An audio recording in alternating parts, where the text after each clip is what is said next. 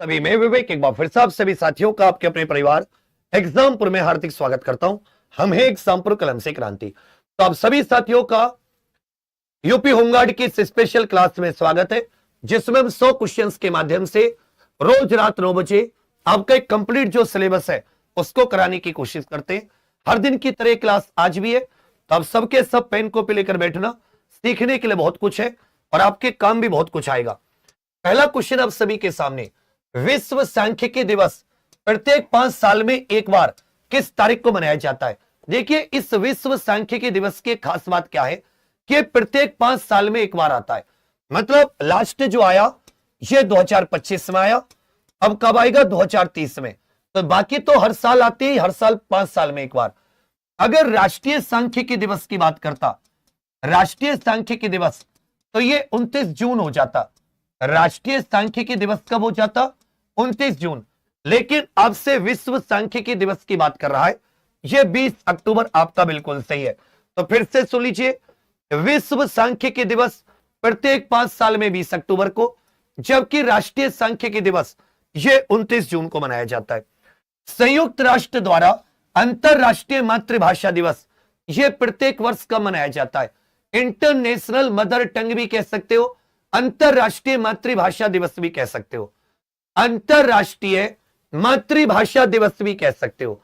सबके सब good evening, इधर फोकस करते हुए जय हिंद। सबके सब इधर ध्यान देते हुए चलिए कि कोई साथ देना दे तू चलना सीख ले, हर आग से हो जा वाकिफ तू जलना सीख ले। तो सबके सब उत्तर दीजिए। देखिए, 10 जनवरी को विश्व हिंदी दिवस या अंतरराष्ट्रीय हिंदी दिवस, विश्व हिंदी दिवस या अंतरराष्ट्रीय हिंदी दिवस। 14 सितंबर राष्ट्रीय हिंदी दिवस, 14 सितंबर राष्ट्रीय हिंदी दिवस या केवल हिंदी दिवस। 21 फरवरी को प्रत्येक वर्ष, 21 फरवरी को प्रत्येक वर्ष अंतरराष्ट्रीय मातृभाषा दिवस, अंतरराष्ट्रीय मातृभाषा दिवस 21 फरवरी बिल्कुल सही है। विश्व महासागर दिवस यह कब मनाया जाता है? वर्ल्ड ओशन डे यह प्रत्येक वर्ष कब मनाया जाता है? देखिए, 1 दिसंबर को यह एड्स दिवस हो जाता है, 16 अक्टूबर को ओजोन संरक्षण दिवस हो जाता है, 22 मार्च को यह जल दिवस हो जाता है। प्रत्येक वर्ष 8 जून को यह विश्व महासागर दिवस, 8 जून को विश्व महासागर। The God of small things के लिए बुकर पुरस्कार जीतने वाली पहली भारतीय महिला। अभी तक 3 भारतीय नागरिकों को, और हम लोग भारतीय नागरिक की बात करें तो एक चीज अच्छे से याद रखिएगा, 3 भारतीय नागरिकों को यह बुकर प्राइज मिल चुका है। कितने भारतीय नागरिकों को? 3। पहली 1997 अरुंधति रॉय को गॉड ऑफ स्मॉल थिंग्स के लिए, फिर 2006 में इनहेरिटेंस ऑफ लॉस के लिए किरण देसाई को, जबकि 2008 में व्हाइट टाइगर के लिए अरविंद अडिगा, व्हाइट टाइगर के लिए अरविंद अडिगा। 3 ही भारतीय हैं जिनको मेन बुकर प्राइज मिला है। तो यहां पर अरुंधति रॉय को गॉड ऑफ स्मॉल थिंग्स के लिए, गॉड ऑफ,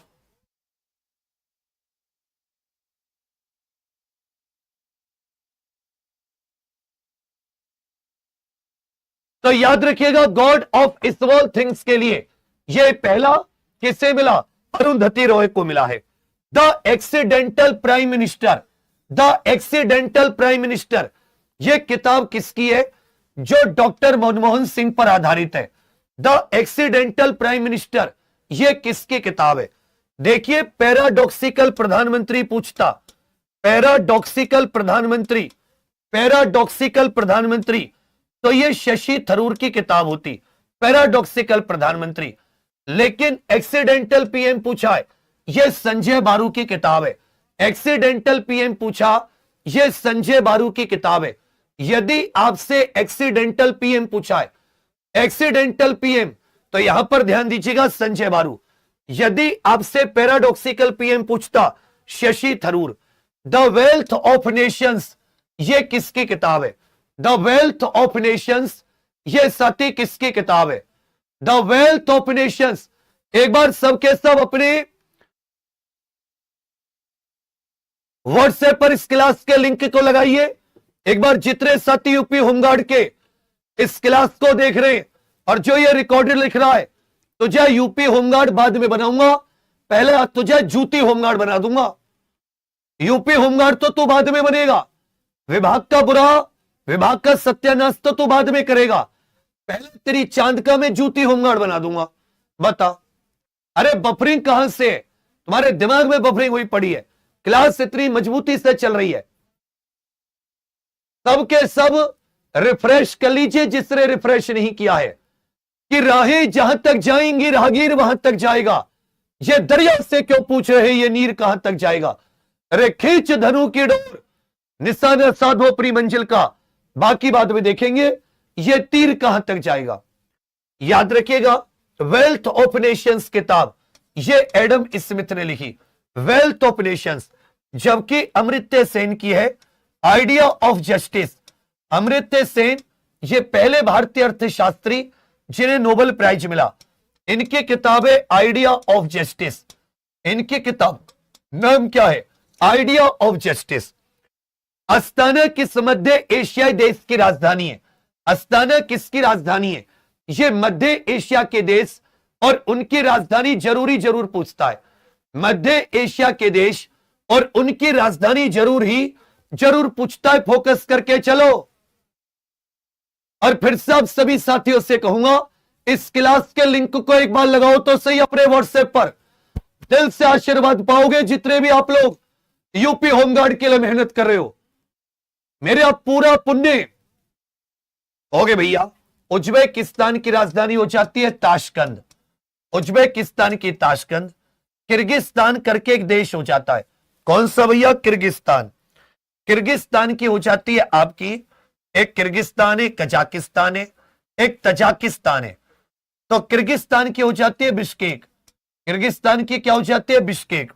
तुर्कमेनिस्तान की है अशगाबाद, अशगाबाद करके इसकी हो जाती है। यह सबसे बड़ा देश है, मध्य एशिया का सबसे बड़ा देश। इसकी राजधानी हो जाती है अस्ताना, जबकि इसकी मुद्रा क्या हो जाती है? टेंगे।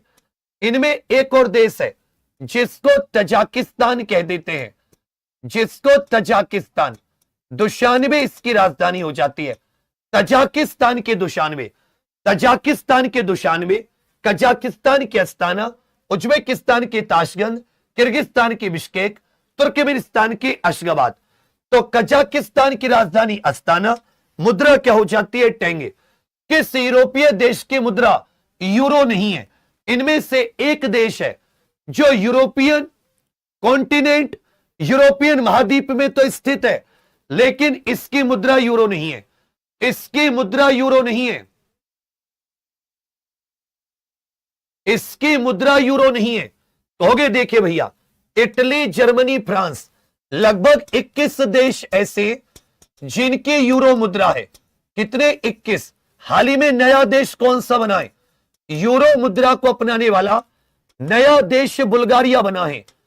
यह मुद्रा अपनाने वाला नया देश कौन बना है? कहोगे सर बुल्गारिया। कौन सी यूरोपीय देश की मुद्रा यूरो नहीं है? स्विट्जरलैंड की यूरो नहीं है, स्विट्जरलैंड की मुद्रा भैया यूरो नहीं है।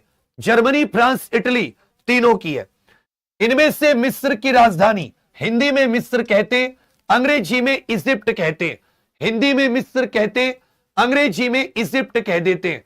जबकि मुद्रा हो जाती है पाउंड। भाई इनकी मुद्रा क्या हो जाती है? पाउंड। बेटा किसी और से पेमेंट करके देखो, नहीं हो रहा तो कहोगे सर कायरो, नील नदी के किनारे, काहिरा जिससे कह देते हैं।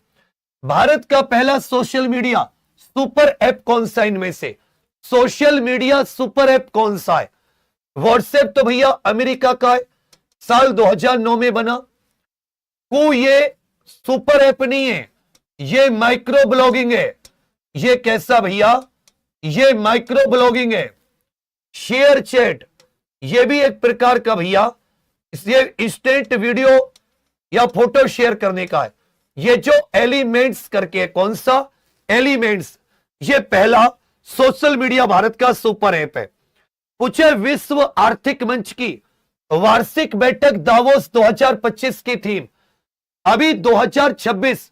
ये विश्व आर्थिक मंच की, विश्व के जितने बड़े लोग होते हैं ये स्विट्जरलैंड के दावोस में प्रत्येक वर्ष बैठक करते हैं। स्विट्जरलैंड के दावोस में। इस बार की इनसे थीम, ये 2025 की थीम पूछी है, बुद्धिमान युग के लिए सहयोग, collaboration for the intelligent age, बुद्धिमान युग के लिए सहयोग। भारत ऊर्जा सप्ताह 2026, इसका आयोजन, भारत ऊर्जा सप्ताह 2026 का आयोजन ये गोवा में हुआ। कहां पर भैया? गोवा में। पूछा है WTO का 14वां मंत्री स्तरीय सम्मेलन मार्च 2026 में यह कहां आयोजित किया जाना प्रस्तावित है? विश्व व्यापार संगठन 1 जनवरी 1995 को बना, 1 जनवरी 1995, जिनेवा इसका हेडक्वार्टर है। भाई WTO यह विश्व के देशों के बीच में जो व्यापार होता है, विश्व के देशों के बीच में जो व्यापार होता है उसको मैनेज करने का काम करता है। यह कहां पर होगा? कैमरून की राजधानी युआंडो। यह कैमरून के कहां पर आयोजित होगा? याउंडो करके जो कैमरून की राजधानी है, अफ्रीकी देश है कैमरून, वहां पर। परमाणु के नाभिक की खोज किसने की थी? परमाणु के न्यूक्लियस की खोज किसने की थी? जेम्स चैडविक, इसने न्यूट्रॉन की खोज की थी। जे थॉमसन ने इलेक्ट्रॉन की खोज की थी। जे थॉमसन इलेक्ट्रॉन का खोज करता। भाई जे थॉमसन किसका खोज करता है? मेरी तो आज तक समझ में नहीं आई कि अगर क्लास लाइव होती है तो तुम्हारी खोपड़ी में कौन सा इंजेक्शन लगता है, रिकॉर्डेड होती है तो कौन सा इंजेक्शन नहीं लगता। एक मेन होता है मैटर, कि क्या हम लोग उस मैटर को पढ़ रहे, समझ रहे। अब जानते हो कि यह व्यक्ति अभी SI का एग्जाम है, उस पर भी लगा हुआ है, फिर भी मैं अपने हर प्रकार से कोशिश करके तुम्हारे लिए खड़ा होता हूं, हर दिन आता हूं। पता नहीं तुम्हें कौन सा इंजेक्शन नहीं मिल पाता। जो बुद्धिहीन होते हैं ना, बुद्धिहीन, उनके पास सब कुछ सोचने का समय होता है। जो कुछ जीवन में करना चाहते, आगे निकलना चाहते, उनके पास मेहनत के अलावा कोई ऑप्शन नहीं होता। या तुम्हारे पास दुनिया में कोई और दूसरा ऑप्शन है? अर्नेस्ट रदरफोर्ड, ई रदरफोर्ड, अगर ई रदरफोर्ड आ जाए तो नाभिक। अगर डेनियल रदरफोर्ड पूछो कि इसने किसकी खोज की थी, अब बताओ, अब नहीं बताओगे उत्तर कि डेनियल रदरफोर्ड ने, इसका उत्तर बताइए, हजारों बार कर चुके। डेनियल रदरफोर्ड ने यह किसका खोज की थी? किसकी खोज की थी? कहोगे सर डेनियल रदरफोर्ड ने यह नाइट्रोजन की खोज की थी। डेनियल रदरफोर्ड ने नाइट्रोजन की खोज। कंफ्यूज मत हो जाना, परमाणु का नाभिक अर्नेस्ट रदरफोर्ड, जबकि नाइट्रोजन का खोज करता डेनियल रदरफोर्ड। रितेश, तेरा R4 रितेश, R4 रोने लगेगा तू और भूल जाएगा R4 रिकॉर्डेड होती है। तेरी चांद को अगर मैंने पीट पीट के 36 सेंटीमीटर ऊंचा ना कर दिया, 3 फुट की दीवार बन जाएगी चांद की जगह। और अभी तू बनना चाह रहा यूपी होमगार्ड, घना तुझे बना दूं मैं जूती होमगार्ड। क्लास को डिस्टर्ब मत कर। पूछा राष्ट्रीय मानवाधिकार आयोग यह किस प्रकार की संस्था है? भाई इसका गठन मानवाधिकार संरक्षण अधिनियम, जिसे भारत की संसद ने बनाया, मानवाधिकार संरक्षण अधिनियम 1993, मानवाधिकार संरक्षण अधिनियम 1993 की धारा 3 के तहत। इसका गठन किसके तहत हुआ? संसद के बनाए कानून के तहत। भाई इसका संविधान में तो जिक्र है नहीं, यह गैर कानूनी भी नहीं है, निजी भी नहीं है। जो संसद के कानून से बनते हैं, किसके कानून से? संसद के कानून से, उनको संविधिक कहते हैं। और जो संविधान से, तो संवैधानिक, निक आ जाए तो संविधान का, और विधिक आ जाए ना हो तो भैया संसद आदि के कानून के द्वारा। तो ये एक सांविधिक निकाय है। एक इसमें अध्यक्ष साहब होते हैं, 5 इसमें बच्चा पूर्णकालिक सदस्य होते हैं। 5 क्या होते हैं? पूर्णकालिक सदस्य। और 7 संस्थाओं के अध्यक्ष इसमें पदेन सदस्य होते हैं, पदेन सदस्य होते हैं। प्रश्न संख्या 16, भारत और रूस के बीच में इंद्र अभ्यास, यह किस प्रकार का युद्ध अभ्यास है? भारत और रूस के बीच में एक इंद्र नाम का अभ्यास होना है। भारत और रूस के बीच में एक इंद्र नाम का अभ्यास होना है। ध्यान दीजिएगा, यह सती थल सेना का अभ्यास है। जैसे आपसे पूछे बोल्ड कुरुक्षेत्र किसका है, बोल्ड कुरुक्षेत्र किसका है, बोल्ड कुरुक्षेत्र किसका है, बोल्ड कुरुक्षेत्र किसका है, मित्र शक्ति किसका है, बोल्ड कुरुक्षेत्र किसका है, मित्र शक्ति किसके बीच में, मित्र शक्ति भारत और श्रीलंका, भारत और श्रीलंका, मित्र शक्ति भारत और श्रीलंका। जबकि बोल्ड कुरुक्षेत्र भारत और सिंगापुर, बोल्ड कुरुक्षेत्र भारत और सिंगापुर। जबकि यह कैसा है, इंद्र। याद रखिएगा, द्विवार्षिक त्रिसेवा, ये तीनों की तीनों इंद्र एक्सरसाइज में तीनों की तीनों सेनाएं भाग लेती हैं। संसद को राज्य की सीमाओं में बदलने या नए राज्य बनाने का अधिकार।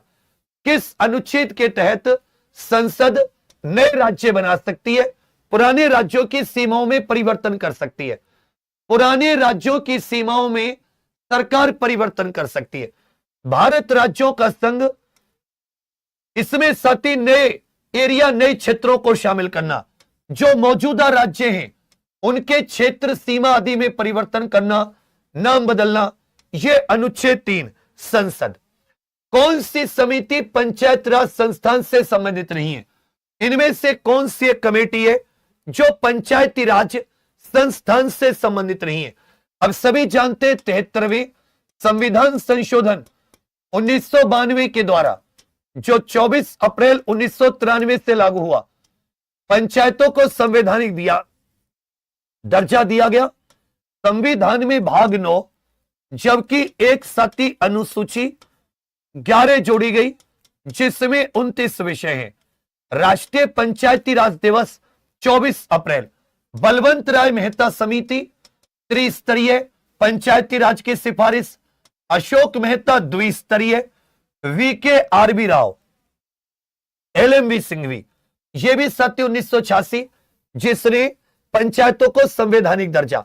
ये जो वीके आरवी राव कमेटी है, जीवी के राव तो है, अगर जीवी के राव होती तो ये पंचायती राज की है, लेकिन यहां वीके आरवी राव था।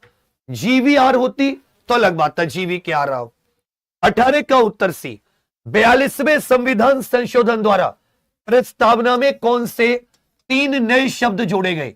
42वें संविधान संशोधन द्वारा भारत के संविधान की प्रस्तावना में कौन से 3 नए शब्द जोड़े गए कि तू हंस, तू मुस्कुरा, तू रोना कम कर दे। जैसे आप ओवर एज पे थे ना, यह आपका अंतिम प्रयास है, इसके अलावा अंधेरा ही नजर आता है, यह लास्ट मौका है सरकारी नौकरी पाने का। मैं फिर से कह रहा हूं, नौकरी तुम सब कर सकते हो, प्राइवेट दुनिया भर के काम, लेकिन सरकार जो शब्द लगेगा यह केवल 70-80 दिन है जो नाम के आगे सरकारी लगा सकते हो। इसमें मेहनत कर दो, क्योंकि अगर यहां से वापस हुए, तुम जानते हो अथाह काले अंधेरे के अलावा कुछ नहीं बचेगा। हर दिन पछताओगे जब प्राइवेट में दुर्गति होगी। समाजवादी पंथ निरपेक्ष अखंडता, समाजवादी पंथ निरपेक्ष अखंडता। राष्ट्रपति शासन अधिकतम कितनी अवधि तक लगाया जा सकता है। राष्ट्रपति शासन की अधिकतम अवधि कितनी हो सकती है। याद रखें बच्चा, 3 वर्ष। एनएचआरसी के अध्यक्ष का कार्यकाल कितने वर्ष का होता है। एनएचआरसी के अध्यक्ष का कार्यकाल, देखिए एक चीज आप बिल्कुल सभी समझते हैं, एनएचआरसी अभी मैंने बताया कितने अध्यक्ष कितने पूर्णकालिक सदस्य, कितने अध्यक्ष कितने पूर्णकालिक सदस्य, कितने अध्यक्ष कितने पूर्णकालिक सदस्य। कहोगे भैया एक अध्यक्ष 5 पूर्णकालिक सदस्य। अध्यक्ष सुप्रीम कोर्ट का को रिटायर्ड जज होना चाहिए। 3 वर्ष या 70 वर्ष, 3 वर्ष या 70 वर्ष, 3 वर्ष या 70 वर्ष। जबकि अगर यही सूचना आयोग होता 3 वर्ष या 65 वर्ष। कोशिका की खोज सर्वप्रथम 1665 में किसके द्वारा की गई थी। अभी हम लोग एप्लीकेशन पर मानवाधिकार कर रहे हैं। किस किसने मानवाधिकार की आज तक की तीनों चारों क्लास ली है। आज मानवाधिकारों का इतिहास खत्म हुआ, कल कोर मानवाधिकार संधि, फिर मानवाधिकार संस्थान, जिसमें राष्ट्रीय मानवाधिकार आयोग कितने अध्यक्ष, कितने सदस्य और क्या इनकी रिटायरमेंट आयु होती है, आप सब के सब पढ़ोगे। कोशिका की खोज किसके द्वारा, कहोगे सर रॉबर्ट हुक के द्वारा। किसके द्वारा, रॉबर्ट हुक। यदि केंद्रक की बात करें तो केंद्रक रॉबर्ट ब्राउन के द्वारा, लेकिन कोशिका रॉबर्ट हुक। स्लाइडेन और स्वान, इसने कोशिका सिद्धांत दिया, जबकि एंटोनी वॉन ल्यूवेनहॉक यह पहली जीवित कोशिका, इन्होंने पहली जीवित कोशिका खोजी। भाई पहली जीवित कोशिका किसने खोजी, एंटोनी वॉन ल्यूवेनहॉक। संविधान सभा के संवैधानिक सलाहकार कौन थे, थोड़ा सा हाथ तेज चलाओ क्वेश्चन नंबर लिखकर, हाथ तेज चलाओ क्वेश्चन नंबर लिखकर। देखिए बाबा साहब ड्राफ्टिंग कमेटी के अध्यक्ष, संविधान के जनक, साथ साथ मसौदा समिति के अध्यक्ष, मसौदा समिति ड्राफ्टिंग कमेटी बी.एन. राव, ये संविधान सभा के संवैधानिक सलाहकार, जबकि डॉक्टर राजेंद्र प्रसाद ये संविधान सभा के स्थायी अध्यक्ष थे। डॉक्टर राजेंद्र प्रसाद कौन थे, स्थायी अध्यक्ष। सिंधु घाटी सभ्यता का कौन सा स्थल, गोदीबाड़ा, यह पुराने बंदरगाह के लिए जाना जाता है। प्राचीन समय के बंदरगाह भोगावा नदी के किनारे, भोगावा नदी के मुहाने पर यह बंदरगाह स्थित था।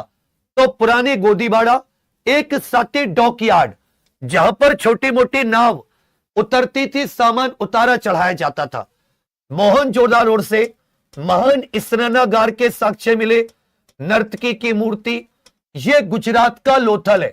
क्या है भैया, गुजरात का लोथल। यहीं पर राष्ट्रीय समुद्री विरासत स्थल बनाया जा रहा है, यहीं पर राष्ट्रीय समुद्री विरासत स्थल।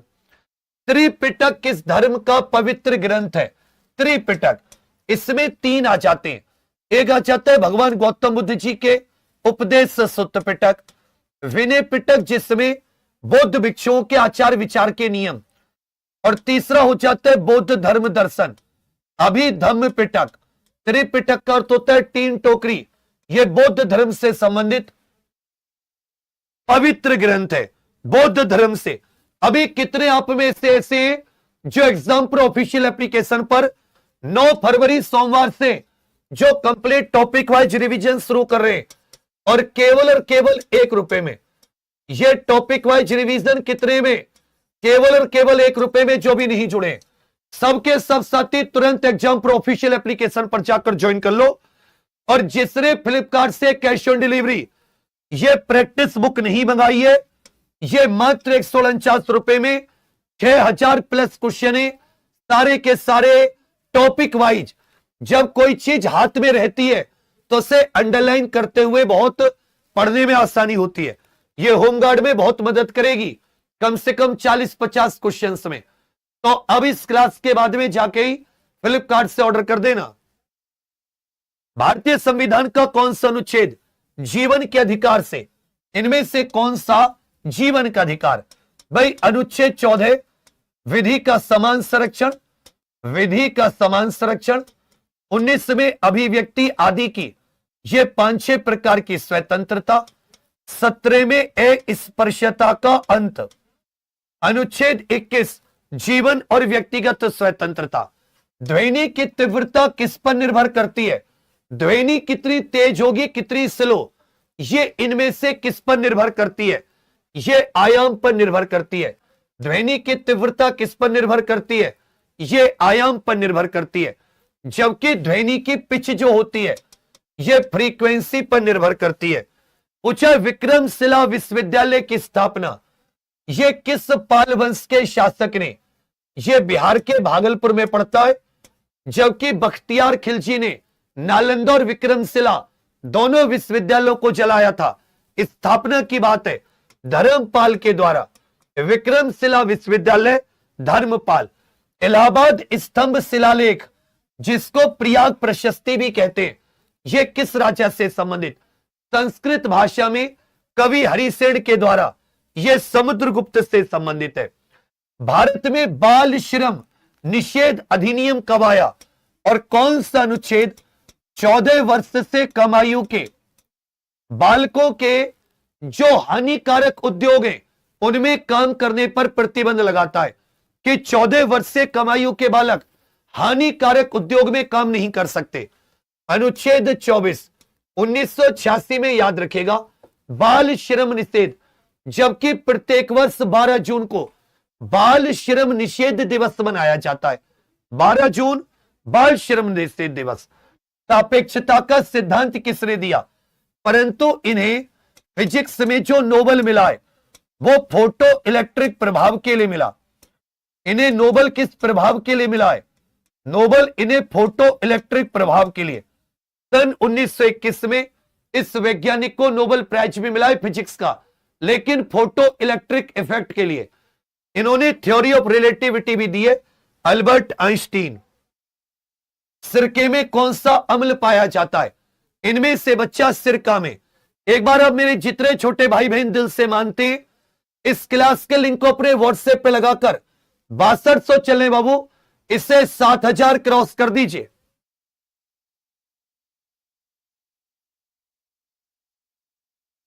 एक बार सब के सब एथेनोइक अम्ल पाया जाता है।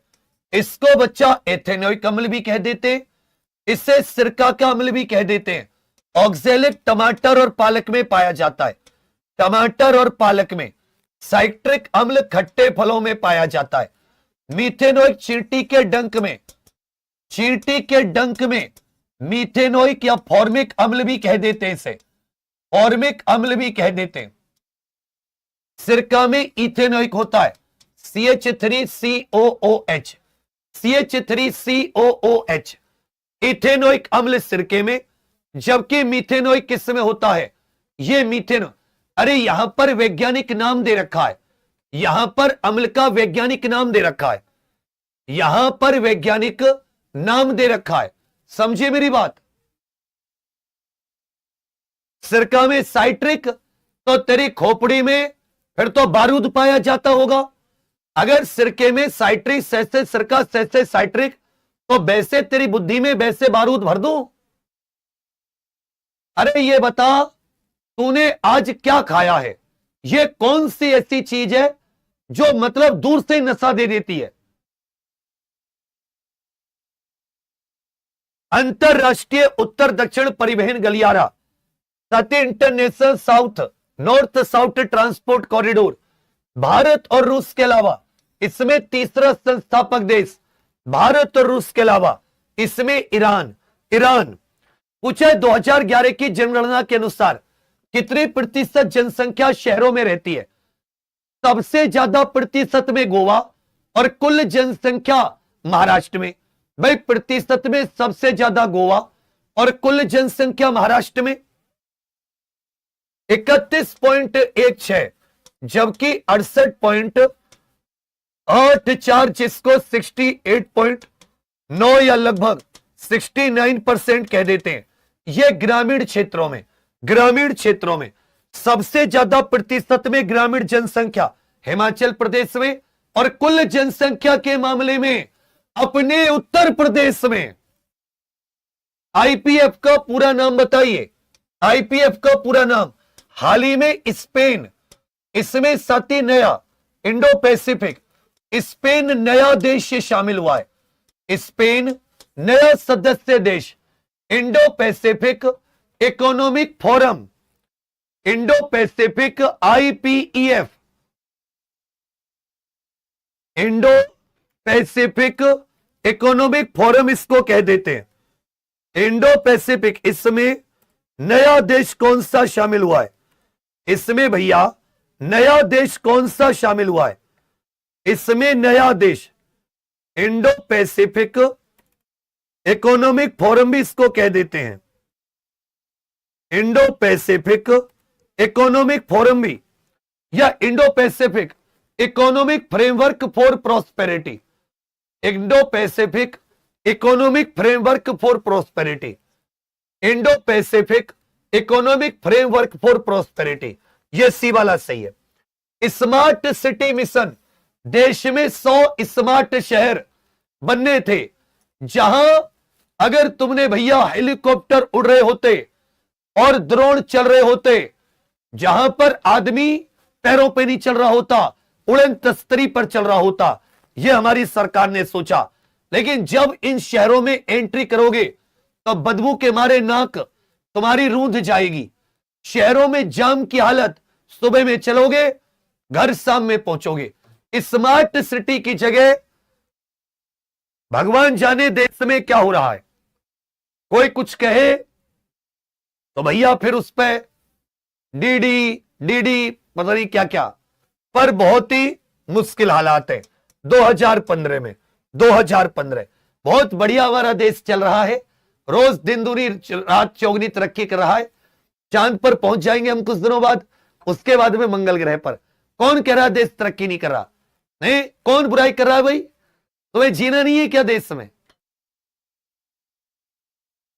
सब अच्छा है, अच्छे दिन आएंगे, आ गए चले भी गए, क्या बात कर। तुम कहां थे जब आए थे अच्छे दिन? सो के अच्छे दिन आए तो क्या तुम सो रहे थे तब? Very bad. मैंने कुछ बुरा नहीं कहा, अच्छा कहा, भरोसा नहीं कुछ भी इनका। कौन सी बात बुरी लग जाए? बहुत अच्छा, वेरी गुड, तालियां बजा दो। सजदा और पाबोस प्रथा की शुरुआत किस दिल्ली शासक ने की? सजदा और पाबोस, सजदा और पाबोस याद रखिएगा। यह बलबन ने, लोह और रक्त की नीति भी इसी ने। सफेद थोते का रासायनिक नाम बताइए। सफेद थोते का रासायनिक नाम बताकर चलिए। सफेद थोते का रासायनिक, देखिए कॉपर सल्फेट, इसको नीला थोता कह देते हैं। जो फीरस सल्फेट होता है इसको हरा थोता, जबकि जिंक सल्फेट जो होता है इसको सफेद थोता कहते हैं। मुगल काल में एहदी किनको कहा जाता था? मुगल काल में एहदी किनको कहा जाता था? मुगल काल में एहदी किनको कहा जाता था? ग्राम अधिकारी, धार्मिक विद्वान, शाही रसोइया, यह सुल्तान के निजी अंगरक्षक होते थे। सुल्तान के निजी अंगरक्षक। देखो 40वां क्वेश्चन यहां पे पढ़ लो। प्रकाश संश्लेषण की दर सबसे ज्यादा किस में होती है? प्रकाश संश्लेषण की दर, ये कौन से प्रकाश में सबसे ज्यादा? तो याद रखिएगा मेरे भाई, जो रेड हरा जो विबग्योर होता है ना, इसका जो रेड वाला पोर्शन होता है इसमें। पूछा है औरंगजेब द्वारा जजिया कर को पुनः किस वर्ष लागू किया गया था? 1564 में जजिया कर हटाया गया, लेकिन इसके लगभग 105 साल बाद 1679 में औरंगजेब ने जजिया कर को फिर लगाया। बर्नौली का सिद्धांत, यह किसके संरक्षण पर आधारित है? बर्नौली का सिद्धांत यह किसके संरक्षण पर आधारित है? Bernoulli principle. इस पर एक चीज ध्यान दीजिएगा कि जो अपनी वायुयान होते हैं, वायुयान भी इसी पर होते हैं। वायुयान भी किस पर? यह भी साथी याद रखिएगा, वायुयान जो होते हैं ये इसी पर काम करते हैं। ये किसी पर? तो ये कंजर्वेशन ऑफ एनर्जी, ऊर्जा संरक्षण के सिद्धांत पर, ऊर्जा संरक्षण के सिद्धांत पर। पूछे मानव शरीर की किस ग्रंथि को मास्टर ग्रंथि कहा जाता है? थोड़ी सी तेज स्पीड में चलिए। किस ग्रंथि को मास्टर ग्रंथि? तो जो पिट्यूटरी ग्लैंड होती है इसको साथी मास्टर ग्रंथि कहते हैं। TIFR, Tata institute of fundamental research, यहीं पर कॉटन कॉरपोरेशन ऑफ इंडिया है, यहीं पर बार्क स्थित है, यहीं पर काला घोड़ा कला उत्सव भी मनाया जाता है, यहीं पर काला घोड़ा कला उत्सव भी मनाया जाता है, यहीं पर काला घोड़ा कला उत्सव। याद रखिएगा कहां पर है? यह मुंबई में स्थित है। सत्येंद्र नाथ बोस राष्ट्रीय बुनियादी विज्ञान केंद्र, मोस्ट इंपोर्टेंट है। SN बोस, देखिए सत्येंद्र नाथ बोस कहां के थे भाई? सत्येंद्र नाथ बोस कहां के थे? पश्चिम बंगाल, यह कोलकाता में स्थित है। सत्येंद्र नाथ बोस राष्ट्रीय बुनियादी विज्ञान केंद्र, कोलकाता। नाबार्ड की स्थापना किस कमेटी की सिफारिश पर? 1982 में। इसका हेडक्वार्टर कहां पर है? Mumbai. National bank for agriculture, and rural development, राष्ट्रीय कृषि एवं ग्रामीण विकास, ये केवल कृषि के लिए ही लोन नहीं देता बल्कि ग्रामीण क्षेत्रों में विकास के लिए सड़क आदि बनाने के लिए भी लोन देता है भाई। नाबार्ड सेवारामन कमेटी की सिफारिश पर, सेवारामन कमेटी की सिफारिश पर एफएसएसएआई की स्थापना यह किस वर्ष के अधिनियम के तहत की गई थी? Food safety and standard authority of India, यह भारत में खाने पीने के मानक तय करती है। देखिए 6674 चल रहे हैं, एक बार थोड़ा सा सबके सब आप जान लगाओगे तो पक्का हम लोग 7000 पार चले जाएंगे। एक बार सबके सब मेरे छोटे भाई बहन इस क्लास को अपने अपने व्हाट्सएप पर शेयर कर दें, और 30 नंबर की सुबह की करंट तो नहीं भूल रहे ना? ऐसा तो नहीं है कि तुम सुबह की करंट भूल जा रहे हो? बिल्कुल भी मत भूलना। हो गए सर 2006 में पूछा, संयुक्त राष्ट्र के किस अंग को विश्व की लघु संसद कहा जाता है? विश्व की मिनी पार्लियामेंट लघु संसद कहते हैं क्योंकि यहां संयुक्त राष्ट्र के जितने देश हैं इसमें सबके सब शामिल होते हैं। संयुक्त राष्ट्र महासभा, संयुक्त राष्ट्र महासभा की पहली महिला, पहली भारतीय अध्यक्ष बताइए। संयुक्त राष्ट्र महासभा की पहली महिला अथवा पहली भारतीय अध्यक्ष। 400 की कमी है 7000 में। एक बार सबके सब खींचकर शेयर कर दो, सबके सब इस क्लास के लिंक को मारो एक बार। परिचय अनीता शाबाश बेटी। कहोगे भैया लियोन 1923 में International Criminal Police Organization, Bharat में इसका जो पॉइंट है वो सीबीआई है, फ्रांस में लियोन, फ्रांस। प्रश्न संख्या 50, G20 की स्थापना कब हुई थी? G20 की स्थापना 2025 में G20 का समिट या शिखर सम्मेलन, तो G20 का समिट या शिखर सम्मेलन ये दक्षिण अफ्रीका के जोहान्सबर्ग में हुआ, दक्षिण अफ्रीका के जोहान्सबर्ग। जबकि स्थापना 1999, स्थापना 1999। भूमि की नाप करने वाला विभाग बताइए, इनमें से कौन सा विभाग है जो उत्तर प्रदेश में भूमि का मापन करता है? कल रात जो अपनी 9 बजे वाली क्लास होती है ना, ये वाली यूपी होमगार्ड की, इसमें मैंने आप लोगों के लिए ये जो अपने स्पेशल जी के टॉपिक होते हैं उत्तर प्रदेश में राजस्व, वाणिज्य, व्यापार, इसकी एक बहुत अच्छी सी क्लास लगाई है। क्या कहते हो, लगा दूं एक क्लास? वीक में अगर स्पेशल जी के टॉपिक हो जाते पूरी आत्मा सा प्रसन्न हो जाती है। यह राजस्व विभाग का काम है। उत्तर प्रदेश राजस्व संहिता इसी के तहत मापन होता है। उत्तर प्रदेश राजस्व संहिता 2006, उत्तर प्रदेश राजस्व संहिता। तहसील स्तर पर सरकारी कामकाज का सर्वोच्च अधिकारी कौन होता है? तहसील लेवल पर इसको तहसील का हेड भी कह सकते हो। इसे तहसील का हेड 7000 कर दो, लगा दूंगा। कुछ तुम्हारा फायदा कुछ मेरा फायदा। और मन मन में रिपीट, जितनी चीजें बोर्ड पर बोलता हूं उन्हें मन मन में रिपीट किया करो। जो साथी 1 रुपए के अंतिम ये प्रैक्टिस बैच है, ये छूट गया टॉपिक वाइज, फिर कहीं ऐसी प्रैक्टिस नहीं मिलेगी। दुनिया में भटक लो, जो कंटेंट एग्जामपुर देगा जीके का होमगार्ड के लिए अगले 7000 जन्म में भी नहीं मिलेगा। अभी तो तुम्हें लग रहा है पता नहीं क्या, जितने भरोसा कर रहे हो ना तुम, शांति से पढ़ते रहो। 41,000 के 3-4 गुना बच्चे मेरे पास, तुम्हें भनक भी नहीं लगेगी, तुम्हारा रिजल्ट आ जाएगा। देखो, सरकारी कामकाज का सर्वोच्च अधिकारी तहसील का हेड, यह बच्चा एसडीएम होता है। तहसील का हेड तहसीलदार बोलते हैं राजस्व में, लेकिन जो मुखिया होता है, जो सर्वोच्च अधिकारी की बात है, तो हेड हमेशा एसडीएम होता है, सब डिविजनल मजिस्ट्रेट। प्रश्न संख्या 53, राजा टोडरमल भूलेख प्रशिक्षण और सर्वेक्षण संस्थान कहां पर है?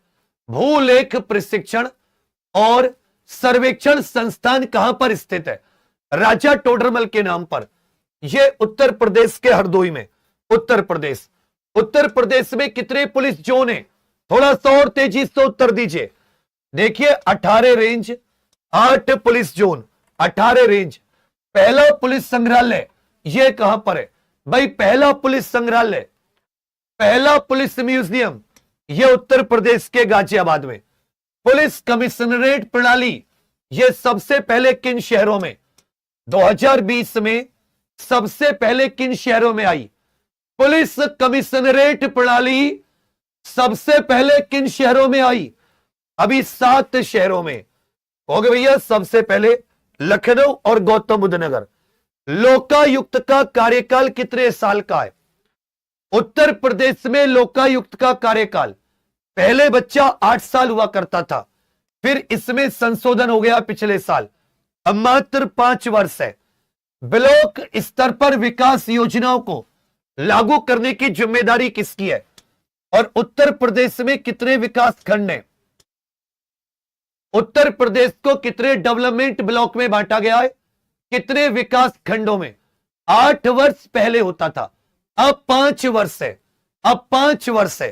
हो गए सर 826 विकास खंड, और ये ब्लॉक डेवलपमेंट ऑफिसर की होती है जिम्मेदारी। वनों की कटाई से क्या होता है? वन अधिनियम बताइए, भारत में वन अधिनियम कब आया? वन संरक्षण अधिनियम कब आया है? वन संरक्षण अधिनियम। कहोगे सर वर्षा में वृद्धि क्यों होगी? वर्षा तो कम हो जाएगी, ऑक्सीजन भी कम। वनों की कटाई से प्रदूषण बढ़ेगा, मृदा अपरदन, जो सॉइल इरोजन है, मृदा का अपरदन बढ़ जाएगा। वन अधिनियम 1927, वन संरक्षण 1980। चिपको आंदोलन किससे संबंधित है? सन 1973, सन 1973 में, सन 1973 सुंदरलाल बहुगुणा और चंडी प्रसाद भट्ट के नेतृत्व में, सुंदरलाल बहुगुणा और चंडी प्रसाद भट्ट के नेतृत्व में यह साथी वन संरक्षण से संबंधित है, पेड़ों को बचाने से संबंधित है। कौन सी जीव मिट्टी को उपजाऊ बनाता है? इसको किसान का दोस्त भी कहते हैं।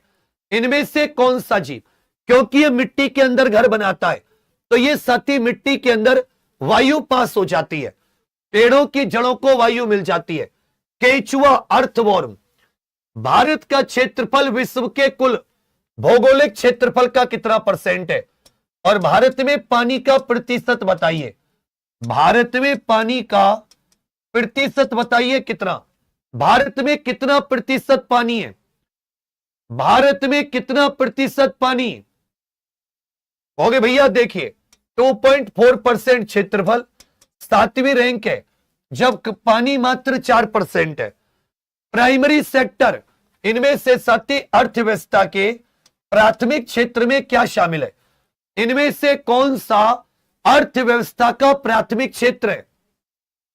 यह अभी भी सबसे ज्यादा नौकरियां देता है, लेकिन देश की अर्थव्यवस्था में इसका सबसे कम। एक कह रहा लाइफ टाइम बैच ले लिया, कुछ गिफ्ट दे दो, किडनी निकाल ले मेरी, आजा किडनी ले ले, 2 है, एक तू ले ले, एक फिर भी बचेगी, ओ नेगेटिव किडनी है, किडनी निकाल ले मेरी। खाई बाबू।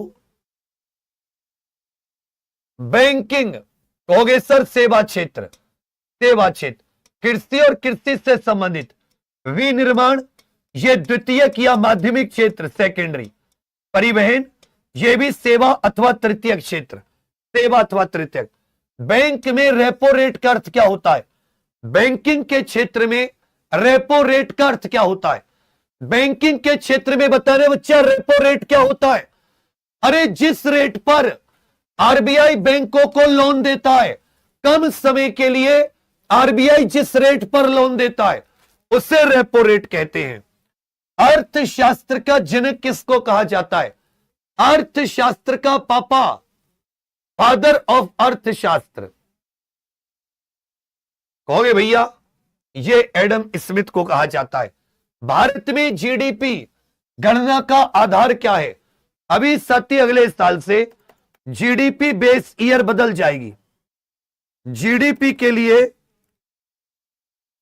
न्यू बेस ईयर जो है वो बदल जाएगी। समझे मेरी बात? 27 फरवरी 2026 से, 27 फरवरी 2026 से 2022-23, पहले तो 2011-12, लेकिन 27 फरवरी 2026 को जो नई आएंगे उसमें जीडीपी की जो बेस ईयर है वो 2022-23 हो गई है। 2022-23 भारत के किस राज्य की सबसे लंबी तटरेखा है? भारत के किस राज्य की सबसे लंबी तटरेखा है? भारत के किस राज्य की? याद रखिएगा, गुजरात की सबसे लंबी। सबसे ऊंचा बांध बताइए। भारत का सबसे ऊंचा बांध यह टिहरी बांध है, सबसे ऊंचा टिहरी। भारत का सबसे पूर्वी राज्य कौन सा है जो सबसे पूर्व में स्थित है? खींच कर लेकर चलो। कहोगे सर अरुणाचल प्रदेश। सबसे ऊंचा पठार कौन सा है? भारत का सबसे ऊंचा पठार, सोचो इनमें से कौन सी जगह सबसे ऊंचाई पर है? लद्दाख का पठार। भारत के रजिस्ट्रार जनरल और जनगणना आयुक्त कौन थे 2011 की जनगणना के समय? हमारी जनगणना हमारा भविष्य। भाई 2011 की जो 15वीं जनगणना थी, इसका आदर्श वाक्य क्या था? और यह गृह मंत्रालय के तहत जो जनगणना विभाग होता है, जनगणना के मामलों का सर्वोच्च अधिकारी रजिस्ट्रार जनरल और जनगणना आयुक्त होता है। यह कौन थे? सी चंद्रमौली। भारत का जनसंख्या घनत्व कितना है? भारत का जनसंख्या घनत्व 382 व्यक्ति प्रति वर्ग किलोमीटर, प्रति वर्ग किलोमीटर। साक्षरता दर बताइए, साक्षरता दर, सबके सब लिटरेसी रेट, साक्षरता दर बताइए। कहोगे 74.04, जिसमें मेल की 82.14%, फीमेल की 65.46%। सबसे ज्यादा साक्षरता केरल। यह बताइए नियमित जनगणना, दशकीय जनगणना की शुरुआत, पहली समकालिक, पहली नियमित जनगणना पूछा है यह 1881 रिपन के समय पर। प्रवासी भारतीय दिवस 9 जनवरी को कहां पर? प्रवासी भारतीय दिवस प्रत्येक 2 साल में मनाया जाता है। प्रवासी भारतीय दिवस कहोगे उड़ीसा के भुवनेश्वर, उड़ीसा के। देखिए जब आप एग्जाम पर ऑफिशियल एप्लीकेशन के पेड कोर्स में जाओगे तो वहीं पर साथ ही 9 फरवरी से शुरू हो रहा है ये यूपी होमगार्ड के लिए टॉपिक वाइज रिवीजन। करो या मरो प्रैक्टिस बैच 9 फरवरी सोमवार। उसके बाद में एक दिन के लिए भी नहीं खोलूंगा। बहुत हो गया तुम्हारा ड्रामा, नहीं पढ़ना मत पढ़ो। और एक बात आप सबके सब जरूर सुनो, ये एग्जामपुर की होमगार्ड की प्रैक्टिस बुक है, टॉपिक वाइज प्रैक्टिस बुक। ठीक है, इसमें 6000 प्लस क्वेश्चन है, टॉपिक वाइज इसमें सारे के सारे प्रैक्टिस है, इतिहास के अलग, मानवाधिकार के अलग। तो इसका बहुत ज्यादा फायदा होगा। ये 30-40 नंबर का मटेरियल है। ये Exampur UP home guard practice search कर लेना, फ्लिपकार्ट से कैश ऑन डिलीवरी मंगा सकते हैं। चिंगारी ऐप का को फाउंडर पूछा है, चिंगारी ऐप का को फाउंडर कौन है? नाम निकाल लो। एलन मस्क, मार्क जुकरबर्ग का मतलब क्या होगा? सुमित घोष। गोल्डन क्रिसेंट ये किन देशों से संबंधित है? एक होता है गोल्डन ट्रायंगल, ये म्यांमार, लाओस, कंबोडिया, ये गोल्डन ट्रायंगल में आते हैं। जबकि साथ ही पाकिस्तान, अफगानिस्तान और ईरान ये गोल्डन क्रिसेंट। एटीएस की स्थापना सबसे पहले ये किस राज्य में की गई? उत्तर प्रदेश में एटीएस, एचटीएफ दोनों की स्थापना कीजिए।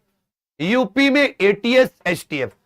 एचटीएफ की स्थापना 1998, जबकि एटीएस की 2007। सबसे पहले महाराष्ट्र में एटीएस की स्थापना हुई थी। भारत पाकिस्तान सीमा की रक्षा कौन सा बल करता है? भारत पाकिस्तान सीमा की रक्षा कौन सा? आईटीबीपी भारत चीन, आईटीबीपी भारत चीन या भारत तिब्बत, बीएसएफ भारत पाकिस्तान भारत बांग्लादेश, एसएसबी भारत भूटान और भारत नेपाल, भारत भूटान और कहोगे सर भारत नेपाल सीमा की रक्षा। पूछा सुलहकुल उत्सव यह कहां मनाया जाता है?